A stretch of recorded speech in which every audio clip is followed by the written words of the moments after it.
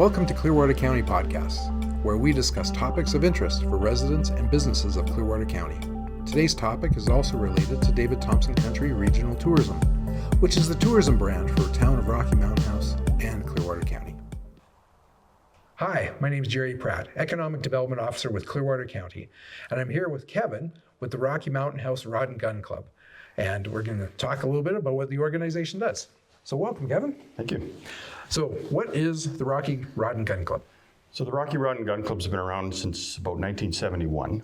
It's grown through the years, but it's our goal is to try and accommodate all the shooting sports that in one facility, a safe place to shoot, hopefully pulling some of that unregulated shooting off, ground land where it may not be safe to shoot, and putting it all in one facility where we can have a good experience for families and anybody who wants to participate.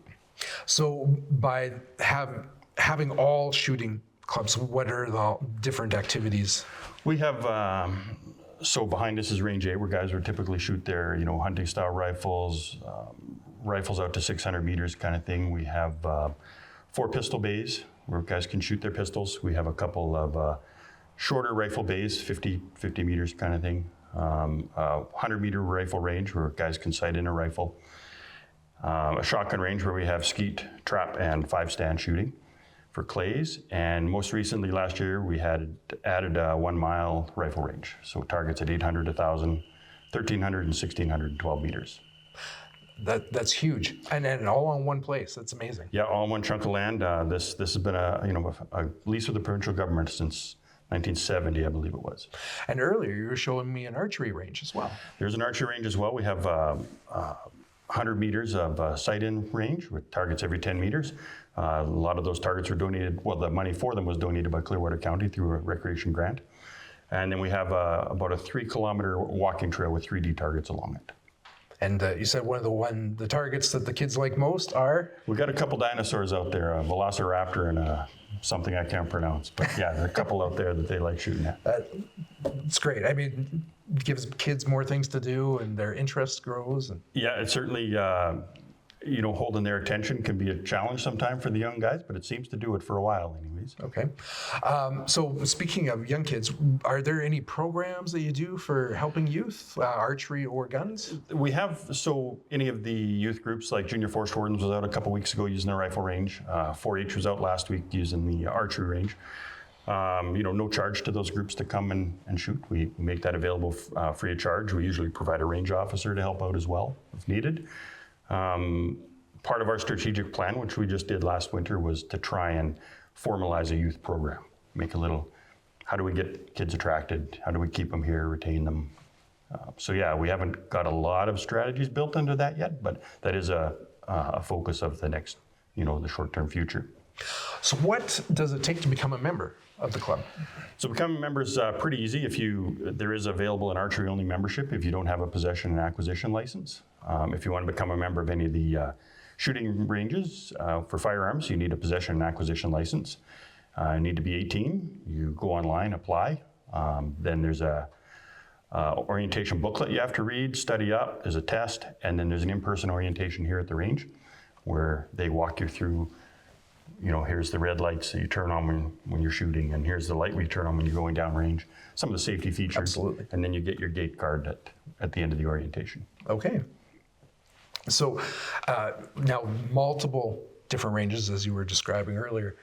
What seems to be most popular?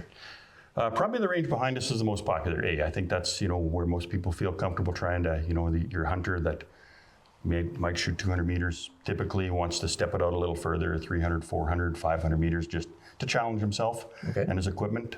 So we see a lot of use here. I think there's 14 shooting benches, I believe, here. Mosquito everywhere. And but it's pretty popular. It's usually, it is a bit surprising, during the day that there isn't somebody here right now. Yeah, we'll probably hear maybe a shot or two in the distance as we're talking. You've built so many different facilities. There's different ranges with appropriate berms and all the appropriate measurements and directions for things. Well, do you have any projects planned in the next couple of years? We do have a few projects in mind. Funding is always, do we have enough money to do it? It would be the extension of a couple of the existing ranges, just to get them a little further. So when this range is tied up for a competition or an organized shoot, just somewhere where guys can go if they just want to sight in their rifles, 100 meters, 200 meters, and somewhere if they're not part of the competition, they can still shoot. Okay. So we want to extend a couple ranges a little bit to the west of us here, just a little bit, but moving these berms takes a fair bit of equipment time. Right. So. And speaking of competitions, what are some of the events that you host here? The club hosts a lot of, like there's a trap league, so the guys are shooting shotgun regularly. There's a couple of shoots on this range every year for, I think they call it the paper punchers and the groundhog shoot or something like that, where they're shooting steel out to the end of the range. There aren't too many other formal events that the club hosts right now, but that's a focus as well. It's hoping, as part of trying to get and retain people is having more organized events. So getting pushed to put some archery events on, things like that. And then there is on the 1 mile range, there's an event planned for later this summer as well. Okay. 1 mile range. That's amazing. Yeah, it's just over a mile, 1,612 meters. To have space to be able to do that is so impressive. And you took me up there just to take a quick look and see those different distances marked out. And as you mentioned, you've got the electronic. Yeah, electronic shot markers. So some guys like to just use a spotting scope, see if they're hitting the steel, and there are flashers on some of the steel. So if you hit it, it's a little spinning light, so that helps. But the electronic ones can, and they'll actually record a bunch of data as your bullet passes through these sensors, the speed that it's going, the trajectory, and group size, and all that kind of thing. Boy, this has changed over the years too, eh? Yeah, it's a lot different. Okay. Is there any particular thing that you're wanting the public to be aware of for the Rod and Gun Club, or just gun safety in general that you're seeing that you want people to know about? I think the more we get word out that we're here and the type of facility it is. We at the Sportsman Show in Red Deer a couple of years ago, I attended a booth and we had a video running, and some guys were walking by saying, "I thought you guys shot in a gravel pit. Like, this is amazing." So, I don't know if it got us a bunch of new members or not, but it was certainly opened some eyes.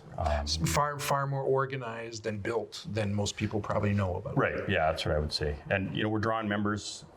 Like a lot of ranges have shut down south of us, in recent history. So about a third of our members are from Clearwater County, another third probably Calgary area, and then another third kind of Red Deer County north through Edmonton, like within a 3-hour drive.